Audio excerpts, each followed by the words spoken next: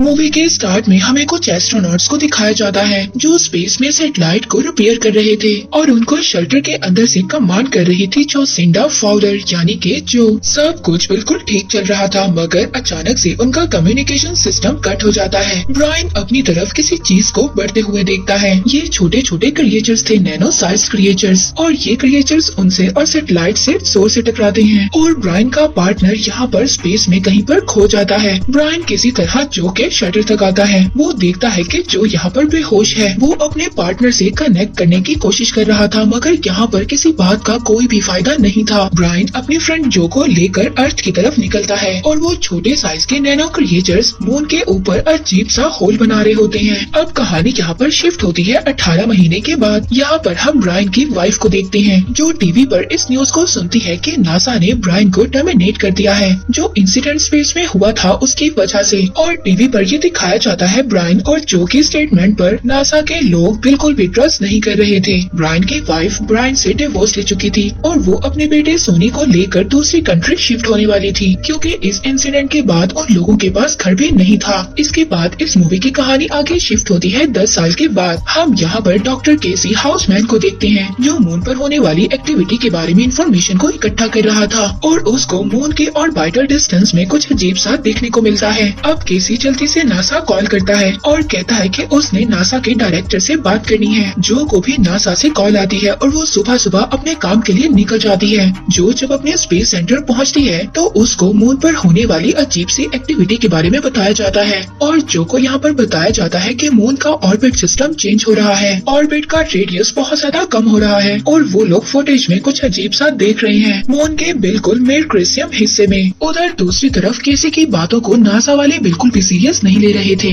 केसी को पता चलता है कि आज एस्ट्रोनॉट डे है। केसी उस जगह पर पहुंचता है जहां पर एस्ट्रोनॉट डे मनाया जा रहा था लेकिन जब वो वहां पर जाता है वहां पर तो सिर्फ बच्चे थे। वो वहां पर बच्चों को मून के बारे में लेक्चर देता है और फिर वहां पर ब्रायन भी आ जाता है जो वहां पर असल में लेक्चर देने वाला था। केसी यहाँ पर ब्रायन से मिलता है और अपनी सभी इंफॉर्मेशन के बारे में बताता है जो उसने आज तक इकट्ठी की थी। वो ब्रायन को बताता है कि मून अपने ऑर्बिट से बाहर हो चुका है मगर ब्रायन उसकी सभी बातों को मजाक ले रहा था। केसी को गार्ड्स पकड़कर बाहर ले जाते हैं मगर वो अपने पेपर ब्रायन को दे जाता है पढ़ने के लिए। अब ब्रायन को उसकी वाइफ की कॉल आती है। वो उसको कहती है कि उसका बेटा एक कार चेस में पकड़ा गया है और उसके पास से ड्रग्स भी मिली हैं। अब कोर्ट में ब्रायन के बेटे का ट्रायल चलता है। वहाँ पर जज केस को पोस्टपोन कर देता है क्योंकि यहाँ पर ब्रायन जज को कहता है कि वो उसके बेटे को छोड़ दें मगर जज यहाँ पर केस को ही पोस्टपोन कर देता है। हम यहाँ पर केसी को देखते हैं जो अपनी मदर से मिलने जाता है। उसकी मदर एक ओल्ड एज होम में रहती हैं और वो शॉर्ट टर्म मेमोरी लॉस की वजह से सफर कर रही हैं मगर केसी की मदर को अपने बेटे की डिस्कवरीज पर यकीन है और वो अपने बेटे केसी से कहती है कि तुम दुनिया को यकीन दिलवाओ कि तुम्हारी इंफॉर्मेशन गलत नहीं है। दूसरी तरफ हम स्पेस सेंटर को देखते हैं जहाँ पर जो के कलीग्स ये बात कर रहे थे कि उनके पास सिर्फ 3 हफ्ते ही बचे हैं। इसके बाद चांद के छोटे छोटे टुकड़े जमीन पर गिरने लगेंगे और इसका बस यही हल है कि उन लोगों को मून पर जाना होगा और उस होल को देखना होगा कि आखिरकार उस होल के अंदर है क्या। और अब इनको यहाँ पर पता चलता है ट्विटर पर ये न्यूज अपडेट है कि किसी ने कर दिखाया। वहाँ पर ब्रायन जो जज के साथ था अब वो भी टीवी पर वही न्यूज देखता है कि मून अपने ऑर्बिट से बाहर आ चुका है। वहाँ पर ब्रायन की एक्स वाइफ अपने हस्बैंड के साथ अपने बच्चों को लेकर यहाँ से निकलने वाले हैं मगर ट्रैफिक की वजह से कोई भी नहीं जा सकता था। अब नासा और यूरोपियन एजेंसीज मिलकर एक मिशन को स्टार्ट करते हैं। अब पूरी दुनिया में ये न्यूज फैल चुकी थी और हर किसी की हालत खराब होती जा रही थी। अब ब्रायन ये न्यूज देखकर मजबूर हो जाता है। वो केसी के पेपर्स को पढ़ने लगता है और उसकी वेबसाइट्स पर भी विजिट करता है।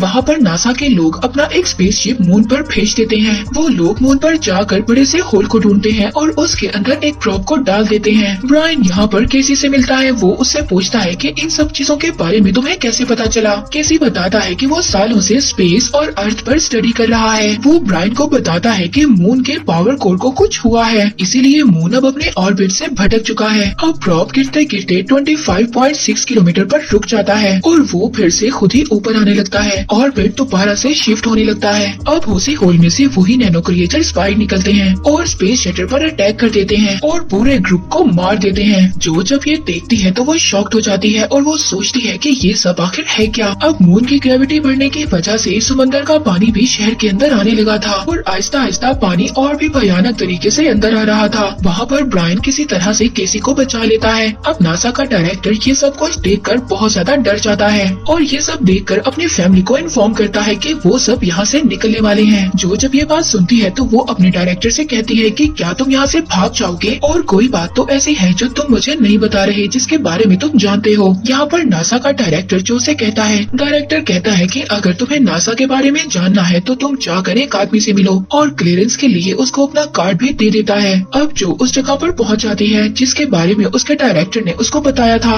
वहाँ पर जाकर वो कुछ पुरानी रिकॉर्डिंग्स को चेक करती है और रिपेयर मिशन वाले फुटेज में उन्हीं नैनो क्रिएचर्स को देखती है और वहाँ पर वो एक आदमी होल्डन फील्ड से मिलती है जो को यहाँ पर 1969 की बात बताता है जब लोगों को मून के क्रस्ट पर अजीब सा कुछ मिला था, एक तरह का लाइट, और नासा ने इस बात को दबाने की कोशिश की थी और वो मिशन रिपेयर से कनेक्टेड है, यानी कि उसी मिशन से जो हमने मूवी के स्टार्ट में देखा था। और जब ब्रायन ने भी इस बात को उठाने की कोशिश की तो उसको पागल कहकर निकाल दिया गया और बताता है कि वो टेक्नोलॉजी हमसे बहुत ज्यादा एडवांस है और हम तो अभी उनके सामने स्टोन एज में हैं। अब जो इस बारे में मिलिट्री से बात करती है जहाँ पर उसका एक्स हस्बैंड भी काम करता है, लेकिन वो जो कि एक भी बात नहीं सुनता। मिलिट्री भी न्यूक्लियर पावर से मून को डिस्ट्रॉय करना चाहती है, लेकिन इन सब चीजों से अर्थ को भी खतरा होगा। यहाँ पर जो का एक्स हस्बैंड उससे उसके बेटे के बारे में भी सोचने का कहता है और वो कहता है कि तुम सभी को यहाँ से चले जाना चाहिए और वो बताता है कि तुम सबको यहाँ से कोलोराडो चले जाना चाहिए। सीन शिफ्ट होता है ब्रैन और केसी पर। ब्रैन और केसी बात करते हैं। यहाँ पर केसी ब्रैन से कहता है कि तुमने स्पेस में एलियन टेक्नोलॉजी को देखा था। ब्रैन केसी को बताता है उन्हें एलियंस ने मेरे दोस्त की भी जान ले ली और जब वो अर्थ पर आया तो उसका डाइवोर्स हो गया और उसका बेटा भी उससे अलग हो गया। अब जो को यहाँ पर याद आता है कि होल्डन फील्ड ने उसको एक डिवाइस के बारे में बताया था, उसको EMP डिवाइस भी कहा जाता है और उसी डिवाइस से उन नैनो क्रिएचर्स को मारा जा सकता है और ये सारी बात वो अपने एक्स हस्बैंड को बता देती है। दूसरी तरफ नेशनल सिक्योरिटी के लोग ब्रायन को लेने आते हैं और ब्रायन यहाँ पर किसी के साथ वहाँ से निकलता है और वो वहाँ पर जाकर जो से मिलता है जो उसको वहाँ पर एक रिकॉर्डिंग दिखाती है। वो मून की वही रिकॉर्डिंग दिखाती है। वो बताती है कि एक होल है जो 25 किलोमीटर तक डीप है और जो भी 10 साल पहले हुआ वो आज से जुड़ा हुआ है और जो वहाँ पर उसको एक फुटेज भी दिखाती है जिसमें उन नैनो क्रिएचर्स ने उनके ग्रुप मेंबर्स को मार दिया था। यहाँ पर केसी उन लोगों को बताता है कि वो क्रिएचर्स मून के कोर के साथ कुछ कर रहे हैं, शायद मून को उन क्रिएचर्स ने ही बनाया है। जो यहाँ पर ब्रायन से कहती है कि अगले मिशन के लिए उसे ब्रायन की हेल्प की जरूरत होगी, मगर यहाँ पर ब्रायन को बदले में कुछ चाहिए। अब एक म्यूजियम से उनके शटर को बाहर निकाला जाता है और कैलिफोर्निया की एयरबेस में सब लोग देखते हैं एशिया से अर्थक्वेक और वॉल्केनो की रिपोर्ट्स आ रही हैं और अब एयरफोर्स के लोग उसी EMP डिवाइस को लेकर आते हैं जिससे उन नैनो क्रिएचर्स को मारा जा सकता है। ब्रायन ने यहाँ पर बदले में जो से ये मांगा था कि उसके बेटे सोनी को जेल से बाहर निकाल दिया जाए। ब्रायन यहाँ पर अपना प्लान सबसे डिस्कस करता है और अपने बेटे सोनी को देखकर रिलैक्स फील करता है। अब जहाँ से शटर को लॉन्च किया जाना था वहाँ पर एक बहुत बड़ा अर्थक्वेक आता है और केसी मून की एक्टिविटी में फिर से कुछ अजीब होता हुआ देखता है और पता चलता है कि शटर खराब हो गया है अर्थक्वेक की वजह से और अब कुछ भी नहीं हो सकता था। जो सबको ये ऑर्डर दे देती है स्पेस को खाली करने के लिए और उनको जल्दी से कोलोराडो जाने के लिए कहती है जहाँ पर सभी वो एक बंकर में छुप सकते हैं। अब केसी यहाँ पर जो के पास जाता है। केसी जो को बताता है कि मून का ग्रेविटेशनल बहुत तेजी से बढ़ रहा है और हमें जल्दी से अपने मिशन को स्टार्ट करना होगा, मगर जो यहाँ पर बताती है कि मिशन ओवर हो चुका है। और अब यहाँ पर जो ब्रायन के पास जाती है वो उससे कहती है कि स्पेस में हम सिर्फ दोनों जाएंगे, तुम शटर को उड़ाओगे और मैं तुम्हें नेविगेट करूंगी। लेकिन उनको एक और फ्लाइट इंजीनियर की जरूरत थी जिसके लिए अब वो केसी से हेल्प मांगते हैं, मगर यहाँ पर केसी अजीब से बहाने बनाता है। पर ये अब केसी का फर्स्ट मिशन था। यहाँ पर ब्रायन केसी से कहता है कि रेडी हो जाओ। अब यहाँ पर जो और ब्रायन दोनों अपने बच्चों से मिलते हैं मिशन पर जाने से पहले और दोनों अपने बच्चों को गुड बाय कहते हैं। अब ब्रायन का बेटा सोनी और जो के बच्चे सभी मिलकर कोलोराडो की तरफ निकल जाते हैं। केसी भी अपनी मदर को गुड न्यूज देता है कि वो स्पेस में जा रहा है और वहाँ पर वो वर्कर से कहता है कि मेरी मदर का ख्याल रखना। अब उनकी तरफ एक बहुत बड़ा ग्रेविटी वेव आ रहा है। मून की ग्रेविटी बढ़ने की वजह से वो सब कुछ अपनी तरफ खींच रहा है। अब किसी तरह से ब्रेन और जो शटर को सक्सेसफुली टेक ऑफ करते हैं, पर थोड़ी ही देर में रेड अलार्म बजने लगता है और एक थ्रस्टर ऑफ हो जाता है और उनकी स्पीड कम होने लगती है। अब वो अपने शटर से थ्रेशर्स को अलग करने लगते हैं वेट हल्का करने के लिए, और तब जाकर वो लोग स्पेस में पहुंचते हैं। दूसरी तरफ सोनी जो के एक्स हस्बैंड को कॉल करता है कि वो लोग कोलोराडो की तरफ निकल चुके हैं और बंकर के अंदर जाने के लिए उन्हें उसके क्लियरेंस की जरूरत होगी। उधर स्पेस में ब्रेन और जो ईएमपी डिवाइस में फ्यूल भरते हैं और मून को देखते हैं जो अर्थ की तरफ बढ़ रहा था। दूसरी तरफ हम ब्रेन के बेटे सोनी को देखते हैं जिसकी गाड़ी को 3 लोग रोक लेते हैं और वो लोग उसकी गाड़ी को लेकर वहाँ से चले जाते हैं। अब मून के छोटे छोटे टुकड़े अर्थ पर गिरने लगे थे और मून बिल्कुल सामने आ जाता है और ग्रेविटी से सब कुछ अपनी तरफ खींचने लगता है। यहाँ पर जो ब्रेन और केसी मून में पहुँचते हैं। केसी यहाँ पर मून की पिक्चर खींचता है और ब्रेन उस ईएमपी डिवाइस को मून में होल की तरफ लाता है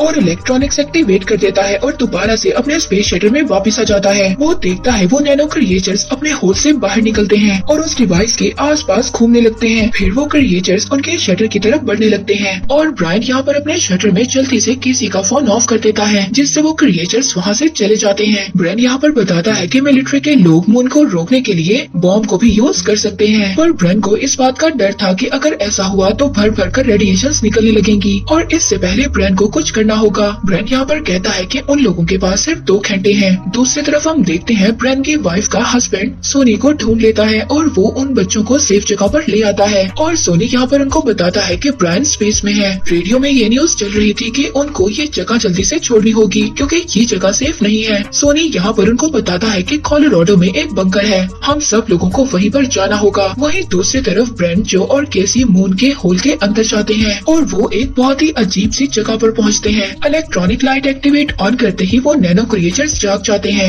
इधर सोनी और बाकी सब लोग ऑक्सीजन सिलेंडर को इकट्ठा कर रहे थे, मगर तभी उनके पास वही 3 रॉबर्स आ जाते हैं। मगर सोनी वहाँ पर किसी तरह उन तीनों को गन पॉइंट पर रखकर कार में निकल जाता है। केसी वहाँ पर ये सब कुछ देखकर बहुत ज्यादा खुश था कि उसकी सारी इन्फॉर्मेशन बिल्कुल सच थी। अब वो लोग चमकते हुए एक कूड़ के पास पहुँचते हैं और जो यहाँ पर डेटोनेटर दबाने के लिए तैयार हो जाती है। वो नैनो क्रिएचर्स पर अटैक करते हैं, मगर तभी एक ग्रीन लाइट उनके शटर को अंदर खींच लेती है। यहाँ पर शायद कोई था जो इन तीनों को उस क्रिएचर से बचाने की कोशिश कर रहा था।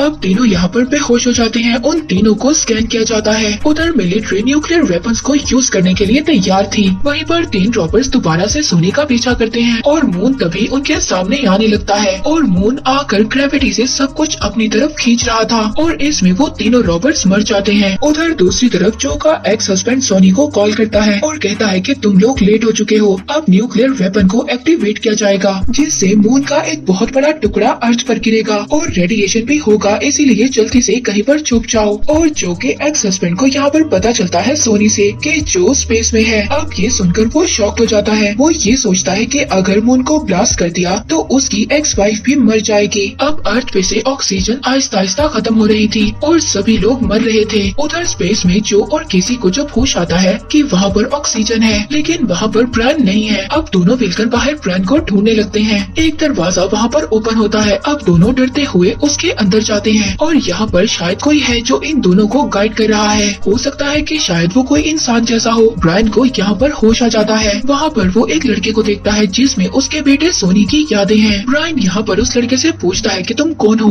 वो कहता है कि मुझे बनाया गया है, उन लोगों ने मुझे बनाया है जिन्होंने तुम्हें बनाया है। वो यहाँ पर ब्रायन को बताता है कि बिलियन ईयर्स पहले वहाँ पर लोगों का सिविलाइजेशन तेजी से बढ़ रहा था। वो सभी लोग टेक्नोलॉजी में बहुत ज्यादा एडवांस थे और वो सभी स्पेस में अपना घर बनाने लगे और वॉर का तो इस दुनिया में कोई भी नाम नहीं था और इस दुनिया को कंट्रोल करता था central self learning computer system. मगर फिर एक दिन सब कुछ खत्म हो गया। इंसानों का बनाया हुआ सिस्टम ही उनके अगेंस्ट हो गया और उन टेक्नोलॉजी को जिन लोगों से भी खतरा था वो उन सभी को मिटाने लगे। फिर तभी वो लड़का सोनी में बदल जाता है, मगर ये सोनी नहीं है, ये कंप्यूटर का ऑपरेटिंग सिस्टम है। और फिर बताता है कि इन सब के बाद वो लोग गैलेक्सी में कहीं सेफ जगह पर रहने लगे। वो लोग बड़े बड़े स्ट्रक्चर्स बनाने लगे जिनके अंदर बहुत ज्यादा एनर्जी थी और और उन्हीं स्ट्रक्चर्स में एक मून भी था। और फिर उसके बाद उसी टेक्नोलॉजी ने मून को ढूंढ लिया और फिर मून पर अटैक कर दिया। ये क्रिएचर्स उन्हीं इलेक्ट्रॉनिक चीजों पर टारगेट करते हैं जिनमें ऑर्गेनिक लाइट्स हैं, और फिर वो बताता है कि उन्हें एक ह्यूमन की जरूरत है जो उन नैनो क्रिएचर्स को वहाँ मून पर से हटाने का काम करेगा, और इससे ये होगा कि मून दोबारा से अपने ऑर्बिट में आ जाएगा। और फिर इसके बाद हम ब्रेन को देखते हैं जो बेहोश था और वो ये सब कुछ अपने ड्रीम में देख रहा था। जो और केसी जब उसको उठाते हैं तो वो उनको बताता है कि उन्हें जल्दी इन क्रिएचर्स को मारना होगा, इन क्रिएचर्स को जल्दी मून पर से हटाना होगा, वरना एक बहुत बड़ी तबाही दुनिया में हो जाएगी।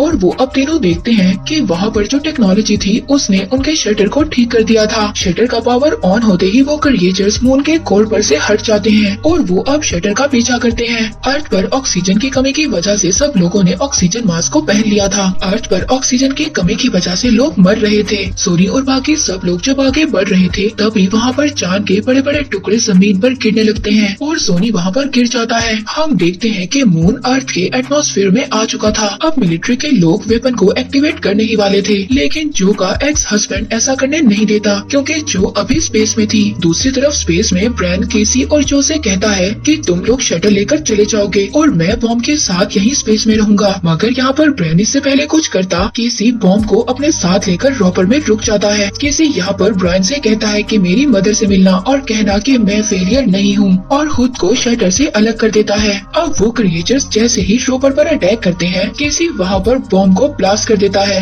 वहाँ पर अर्थ पर सोनी भी बच गया था, जो कि बेटी उसको बचा लेती है और जो अब शटर को लेकर मून से निकल जाती है। और अब मून आहिस्ता आहिस्ता दोबारा से अपने ऑर्बिट पर जाने लगता है, जो अब ब्रायन को बताती है कि अर्थ बिल्कुल सेफ है। और अब आखिरकार सब एक दूसरे से मिलते हैं। यहाँ पर ब्रायन को ये बात भी पता चलती है कि उसकी एक्स वाइफ का हस्बैंड अब नहीं रहा, वो मर चुका है। सोनी जब यहाँ पर अपने फादर से केसी के बारे में पूछता है तो ब्रायन अपने बेटे को बताता है कि उसी ने इस दुनिया को बचाया है और साथ ही साथ मून को भी। तभी वहाँ पर केसी को हम मून में देखते हैं। वो वहाँ पर अपनी एक बिल्ली को देखता है और उधर ही अपनी मदर को भी देखता है। वो ऑपरेटिंग सिस्टम केसी को बताता है कि वो अब मून का हिस्सा है। मून का ऑपरेटिंग सिस्टम केसी से कहता है कि हमें अब शुरू करना चाहिए। केसी पूछता है कि क्या शुरू करना चाहिए, और इसी के साथ यहीं पर मून फॉल एंड हो जाती है।